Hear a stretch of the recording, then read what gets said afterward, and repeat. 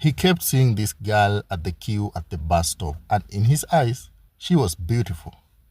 He realized that he could not keep her out of his thoughts.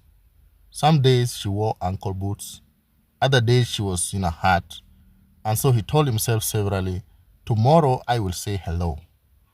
Tomorrow came and he did not see her, so he hung around looking out for her small shoulders and long neck. He found himself thinking he should have said hello the previous day when she was there, and thinking that he will never see her again.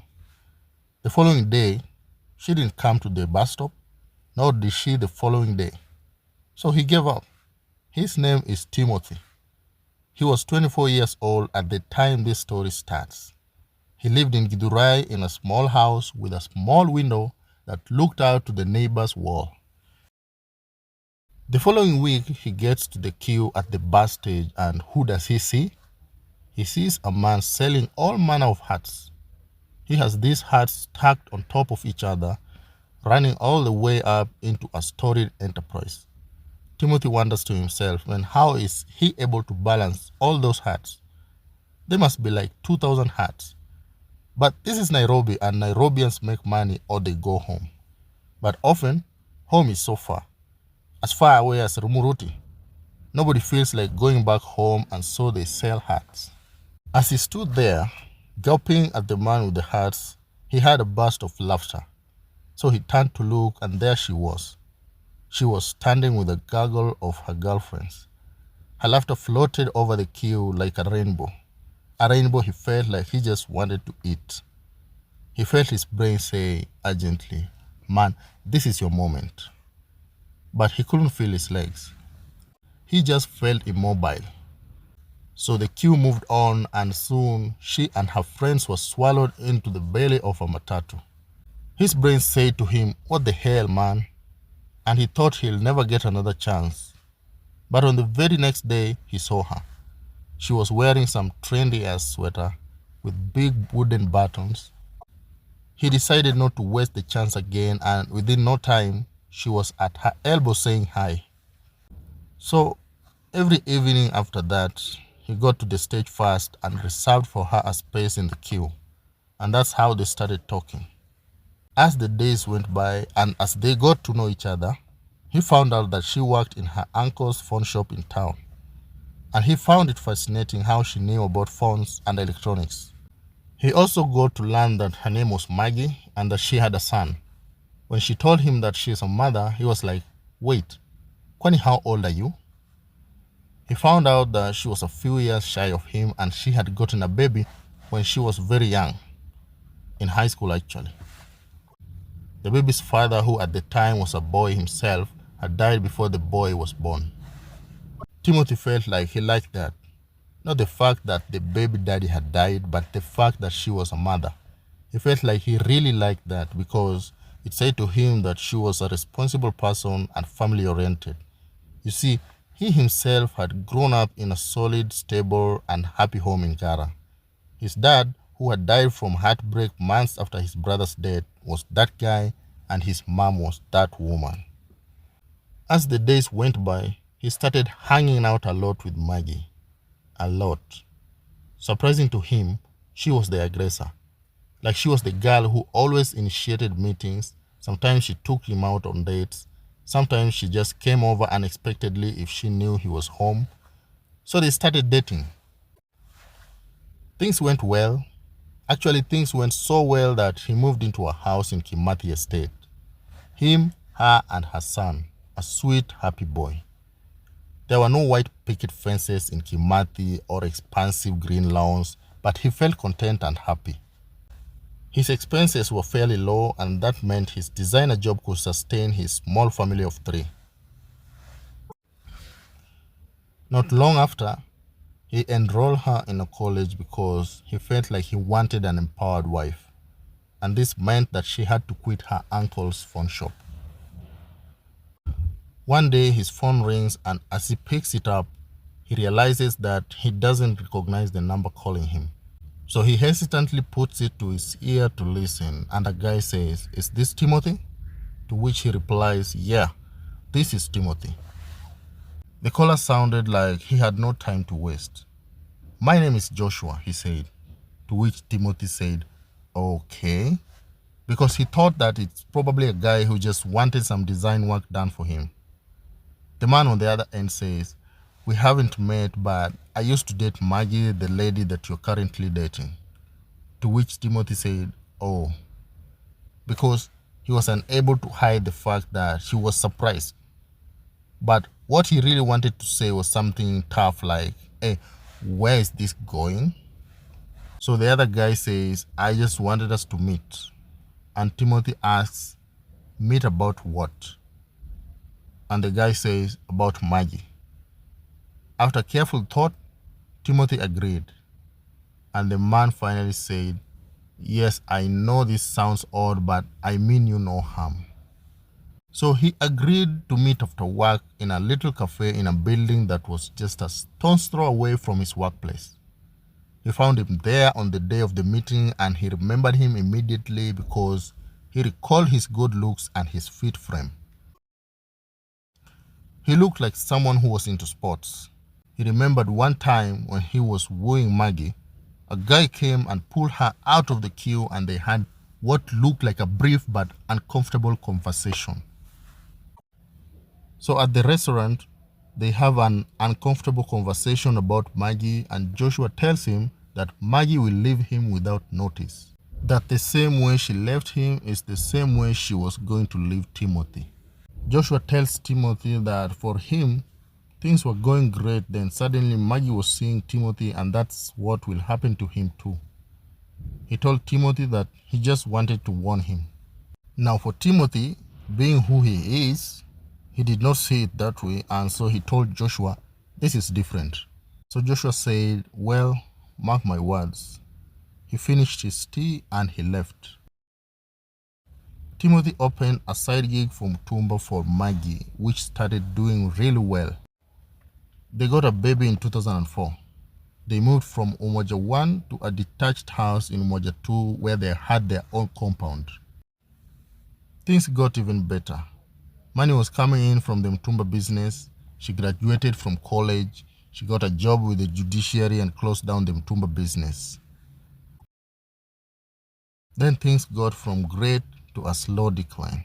She started acting sketchy. There were now phone calls that she would ignore. There were texts that would come in when he was near her phone and he would pick words from it. Words like "dearest," which is not a salacious word until someone uses it when referring to your wife. Then one day, he saw a message when she was in the bathroom where she was not being addressed as dearest but as baby. He confronted her about the messages and she flipped. On several occasions, he would sit down with his mom and her mom, and she would either deny or make him feel like he was too possessive. His mom would later tell him to just be easy and focus on the happiness of his family. A few months later, the same thing would happen. A different guy, a different message, one calling her sweetness, another calling her dearest. This kept happening over and over. These slivers of evidence, which also brought spirited denials from her even though he was sure that she was out there sleeping with these men. He did not know what to do or who to talk to. Plus, it was not easy for him to tell his friends. Because how do you start telling your friends that your wife is shagging some guy? You just hope it will go away. Only that for Timothy, it did not. It got bolder because Maggie started seeing him as a doormat. Her behavior changed. She was brash and bold. She knew he would not do anything. So his self-esteem started eroding. On the other hand, work got better for him and they moved to Nyayo Estate. One day, out of desperation, he created a Facebook page which was of a lady. He got a fake name, he got fake pictures, he invited her friends and then he invited her as a friend. They started chatting.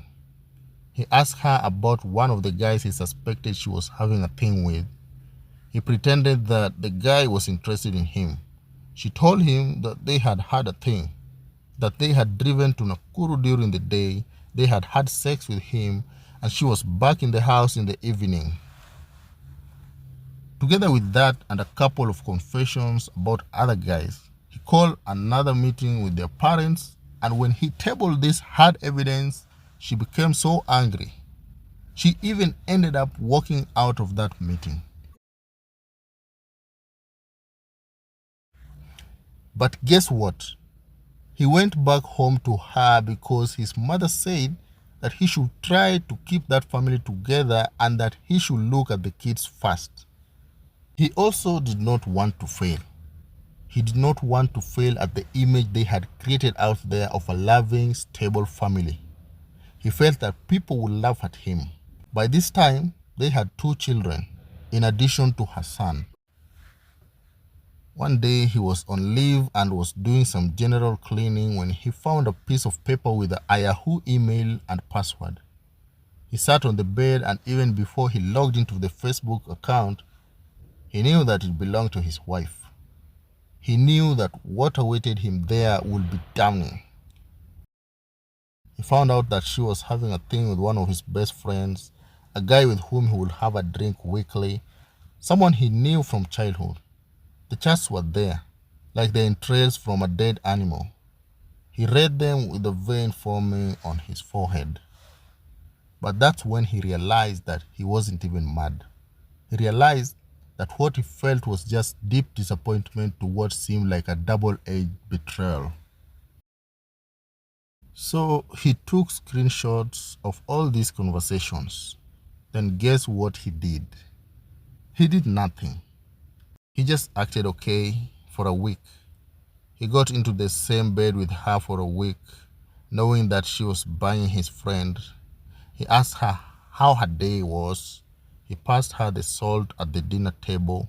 He also continued meeting his boy for drinks and resisted the urge to push a beer bottle up his rectum. 2 days after that discovery, as they lay in bed at night, he asked her calmly if she would ever tell him if any of his friends made a pass at her. To which she replied, "Of course I will tell you. Kwani, why are you having such thoughts?" The next day, he watched them chat on Facebook. She was telling his friend how he had asked her a weird question the previous night. They discussed about it with Timothy's friend concerned if Timothy knew about the affair, but Maggie convinced him that all was well. From those chats, he could see that she was the aggressor, just like in the days that they were dating. She would ask him when they would meet again, etc. One day they had coffee at a restaurant in town. There were 4 of them: him, his wife, his boy, and another friend of theirs. He watched how playful they were, so playful that sometimes his boy would push her playfully. He sat there thinking, man, how the hell did I not see this earlier? So he decided to confront them later that evening in his boy's office. He was armed with screenshots. He presented the evidence. They stood there shocked. He wasn't even crushed then. He was just deeply disappointed. He got up and told her that he was going home. She said that she would come and pick up her stuff. Then when she went back to the house, she cried crocodile tears, but he simply pointed to the door. He had heard it.